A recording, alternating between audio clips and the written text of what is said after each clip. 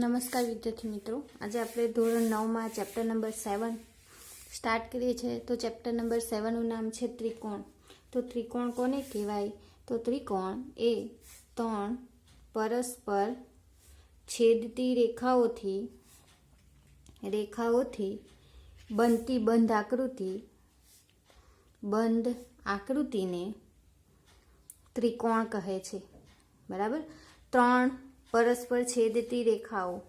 બરાબર, આની વાત કરીએ આપણે તો આ ત્રણ પરસ્પર છેદતી રેખાઓ નામ આપી દઉં ABC. એના દ્વારા જે રચાયેલી આકૃતિ છે એ તમારો ત્રિકોણ કહેવાશે. બરાબર, ત્રિકોણની ખબર છે, ત્રણ બાજુ, ત્રણ ખૂણા અને ત્રણ શિરોબિંદુ હોય છે. બરાબર, ત્રિકોણને ત્રણ બાજુ, ત્રણ ખૂણા અને ત્રણ શિરોબિંદુ. બરાબર, શિરોબિંદુ હોય છે.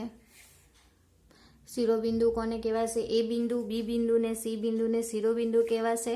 બરાબર, ખૂણો એ, ખૂણો બી અને ખૂણો સી એ ત્રિકોણના ખૂણા કહેવાશે. અને બાજુની વાત કરીએ તો એ બી બાજુ, બીસી બાજુ અને એસી ત્રિકોણની ત્રણ બાજુઓ કહેવાશે. બરાબર, તમને ખબર પડી? ત્રિકોણનો ખૂણો કહેવાશે ખૂણો એ, ખૂણો બી અને ખૂણો સી. ખૂણાઓની વાત કરીએ તો ખૂણો એ, ખૂણો બી અને ખૂણો સી.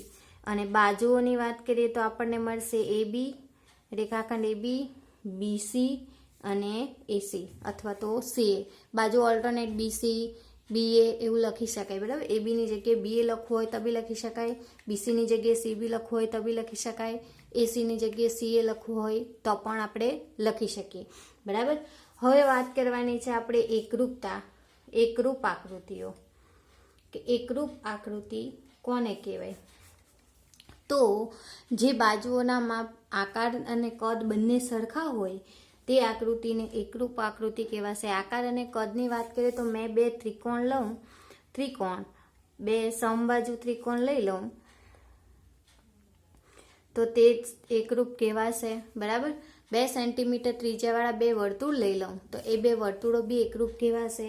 બરાબર, એકરૂપ બે સમબાજુ બે વર્તુળ, પછી બે ચોરસ, સમાન બાજુવાળો સમબાજુ ત્રિકોણ હંમેશા એકરૂપ થાય. બરાબર, આપણને ખબર છે. બરાબર, એ જ રીતના હવે વાત કરું ત્રિકોણની સંગતતા. બરાબર, હવે જે ટોપિક આપણે શીખવાનો છે તે ત્રિકોણની સંગતતા. બરાબર, સંગતતા. બરાબર, મારી પાસે બે ત્રિકોણ છે, ધારો કે એબીસી અને પીક્યુઆર. મેં લઈ લઉં છું એબીસી અને XYZ. પીક્યુઆરની જગ્યાએ XYZ લઈ લઉં તો આ બે ત્રિકોણની સંગતતા ક્યારે એકરૂપ થાય? ત્યારે એ ત્રિકોણ આપણને એકરૂપ કહેવાશે. તો ત્રિકોણની સંગતતાની વાત કરીએ તો એના ખૂણાઓ, બાજુઓ અને શિરોબિંદુને આધારે એની સંગતતા નક્કી થશે. બરાબર, તો એમાં બી પહેલાં તો ત્રિકોણની 6 સંગતતા મળશે તમને. તો કઈ તેની વાત કરીએ તો ત્રિકોણની 6 સંગતતા. બરાબર, એક સંગતતા એવી 6 સંગતતા મળશે મને. બરાબર, પહેલી મળશે એબીસી એક સંગતતા XYZ. બરાબર, બીજી મળશે એબીસી એક સંગતતા XZY. બરાબર, પહેલો ખૂણો Y છે સંગતતામાં, બીજો ખૂણો Z છે, ત્રીજો ખૂણો X આવશે. બરાબર, ધેરફોર એબીસી એક સંગતતા કઈ? ZXY. બરાબર, આ થયું.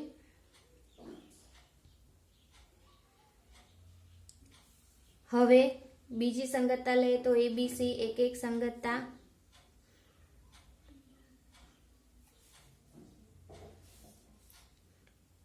ZXY.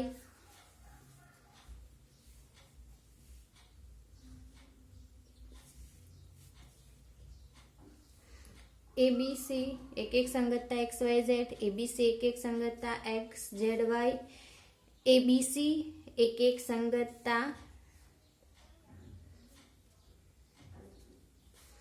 ZYX, બરાબર. અહીં આવશે આપણી YXZ. બરાબર. એ જ રીતના આવશે ABC, એક એક સંગતતા કઈ આવશે તો XZYX. બરાબર. અલગ અલગ ત્રિકોણની અલગ અલગ સમરૂપતા મળશે મને. બરાબર. પહેલા તો X ખૂણો, Y ખૂણો અને Z ખૂણો. પછી એ જ રીતના લેવું હોય તો ABC બી લઈ શકાય આપણે, અથવા તો એના સાથે ZXY, XZY. બરાબર. તો આ ત્રિકોણની થઈ સંગતતા. બરાબર. હવે શિરોબિંદુઓની વાત કરું તો શિરોબિંદુઓ તો A ને રિલેટેડ X, B ને રિલેટેડ Y અને C ને રિલેટેડ Z. બરાબર. X A ને રિલેટેડ X ખૂણો, B ને રિલેટેડ Y શિરોબિંદુ અને C ને રિલેટેડ Z શિરોબિંદુની વાત કરી છે, ખૂણાની વાત નથી કરી. બરાબર. હવે વાત કરીએ બાજુઓની. તો બાજુઓ 3 છે મારી પાસે. AB related XY, BC related YZ અને CA રિલેટેડ ZX. બરાબર. AB related XY, BC related YZ અને CA રિલેટેડ ZX. બાજુઓની વાત કરીએ તો AB સાથે XY, BC સાથે YZ અને AC સાથે XZ. બરાબર. આકૃતિને ધ્યાનમાં રાખો તો બી કંઈ પ્રોબ્લેમ નથી. બરાબર. આકૃતિને ધ્યાનમાં રાખીને જ આપણે સંગતતા નક્કી કરવાની છે.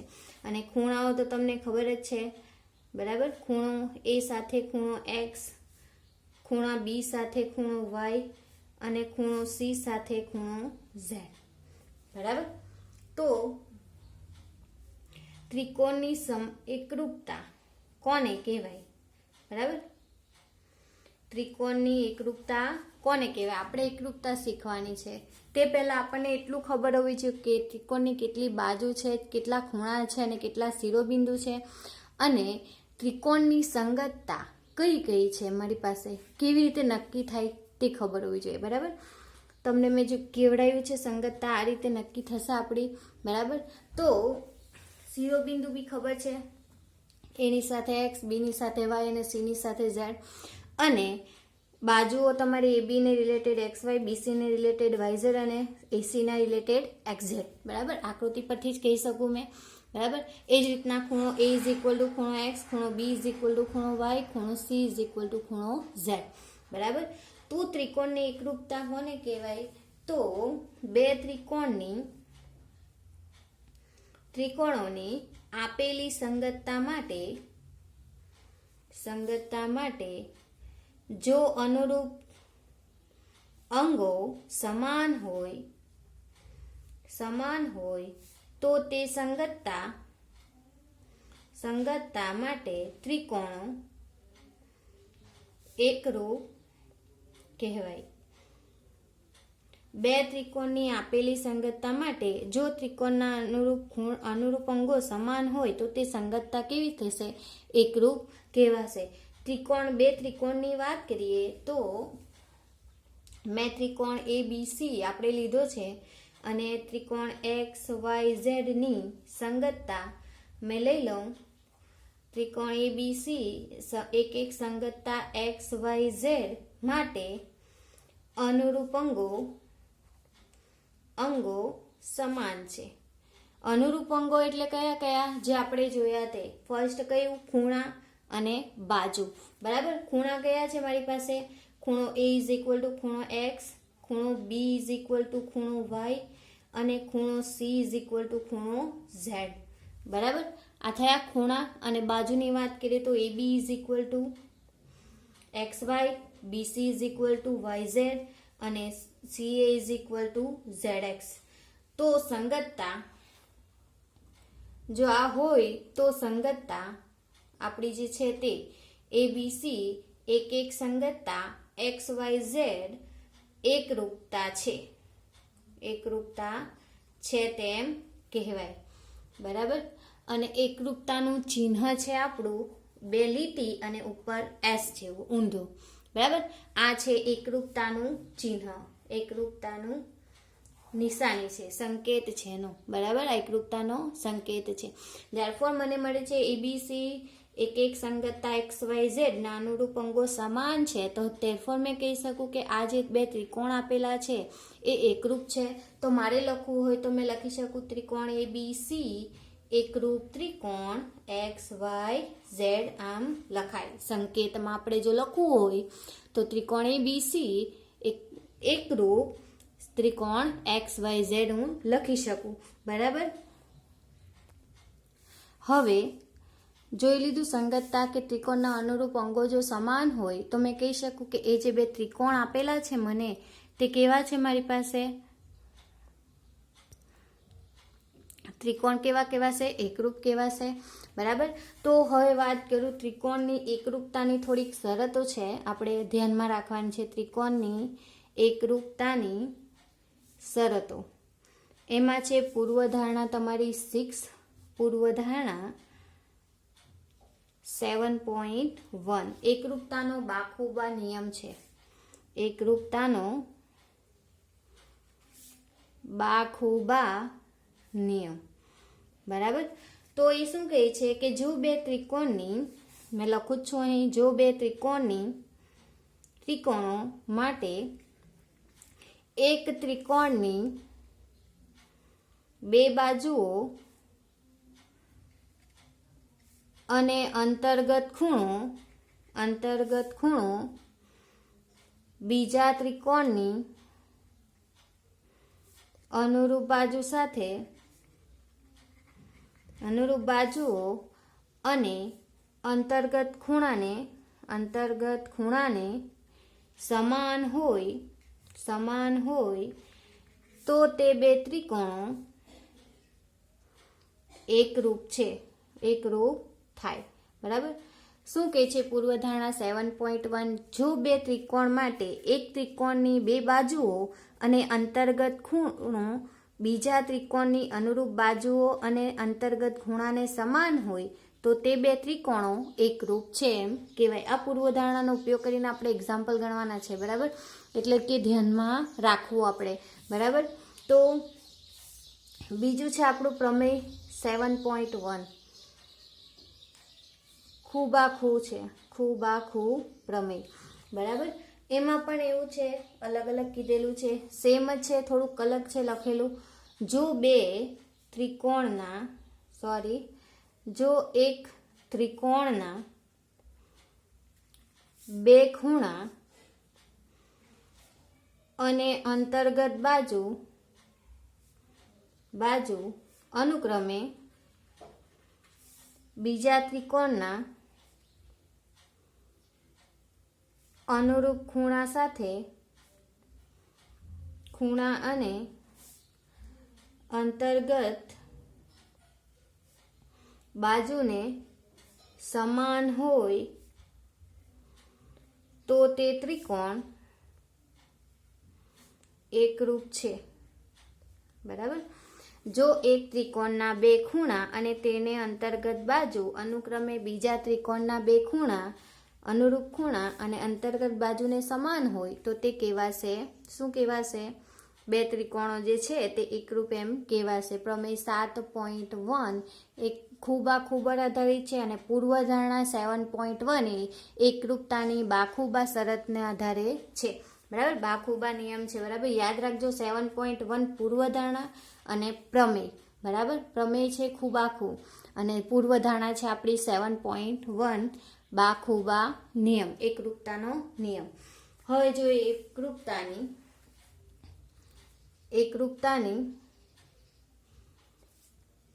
ખૂબા શરત. એકરૂપતાની કઈ શરત? ખૂબા શરત. મને એવું કહે છે કે જો ખૂણાની બે જોડ અને અનુરૂપ બાજુઓની એક જોડ સમાન હોય તો તે ત્રિકોણો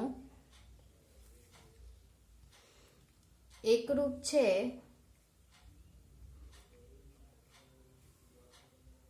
એમ કહેવાય. બરાબર. જો ખૂણાની બે જોડ અને અનુરૂપ બાજુઓની એક જોડ સમાન હોય તો તે બે ત્રિકોણો જે છે તે એકરૂપ છે એમ કહેવાય.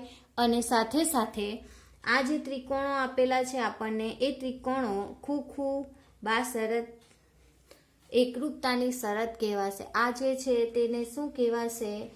એકરૂપતાની ખૂ બા શરત. બરાબર, આ બધી શરત યાદ રાખવી પડશે હા આપણે, તો જ આપણે આગળ એક્ઝામ્પલ ગણી શકશું.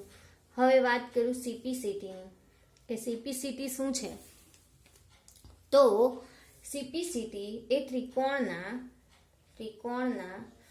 ત્રણ ચોક્કસ અંગો દ્વારા બે ત્રિકોણની એકરૂપતા સાબિત થાય.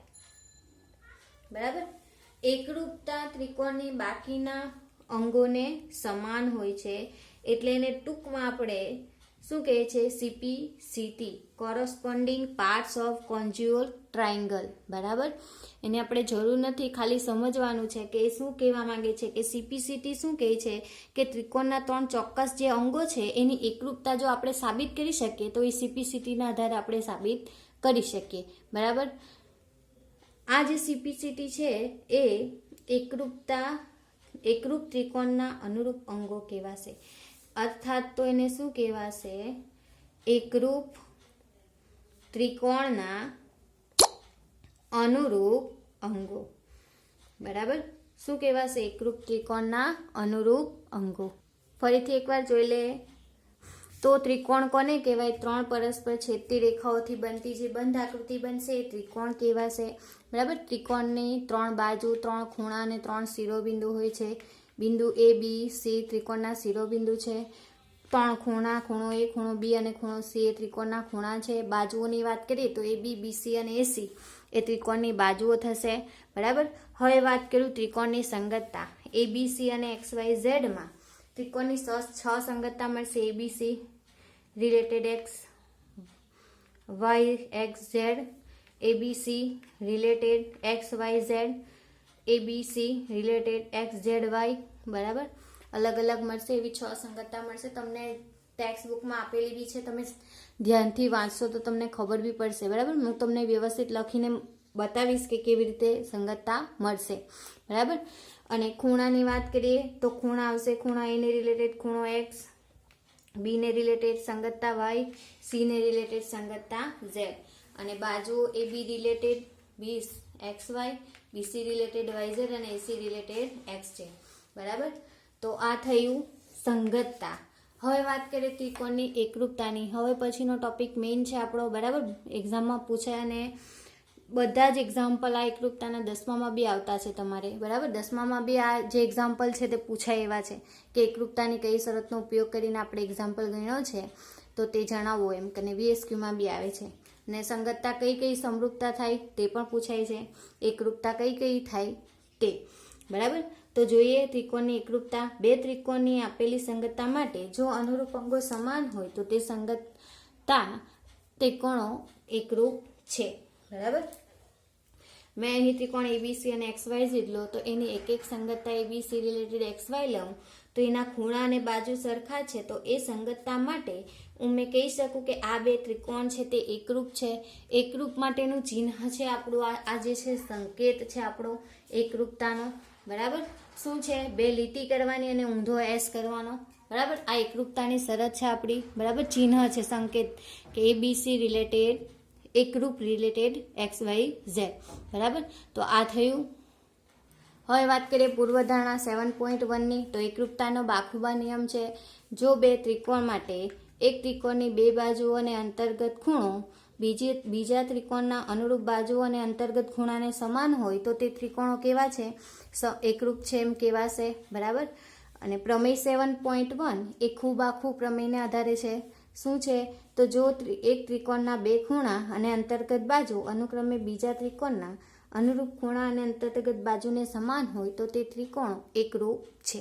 બરાબર, એકરૂપતાની ખૂ બા શરત કે જો ખૂણાઓની બે જોડ અને અનુરૂપ બાજુઓની એક જોડ સમાન હોય તો તે ત્રિકોણો એકરૂપ છે એમ કહેવાય. એકરૂપતાની કઈ છે? ખૂબા એકરૂપતાની શરત છે. બરાબર. અને સીપીસીટી શું કહે છે? તો સીપીસીટી એવું કહે છે, આપણે સીપીસીટી લખી દઈશું ડાયરેક્ટ, એટલે તમારે સમજી લેવાનું કે ત્રિકોણો કેવા છે? એકરૂપ સાબિત થઈ ગયેલા છે સીપીસીટીના આધારે. બરાબર. એટલે આપણે ડાયરેક્ટ સીપીસીટી લખીને એક્ઝામ્પલ સ્ટાર્ટ કરીશું. બરાબર. એટલે કે સીપીસીટી એવું કહે છે કે ત્રિકોણના 3 ચોક્કસ અંગો દ્વારા બે ત્રિકોણની એકરૂપતા સાબિત થાય છે. અને આ અર્થાત તો એવું કહી શકાય કે અનુરૂપ ત્રિકોણના અનુરૂપ અંગો સમાન છે. એટલે કે એકરૂપ ત્રિકોણના અનુરૂપ અંગો. બરાબર. એટલે કે સીપીસીટી. બરાબર. હવે આપણે નેક્સ્ટ લેક્ચરમાં જોઈશું. Thank you.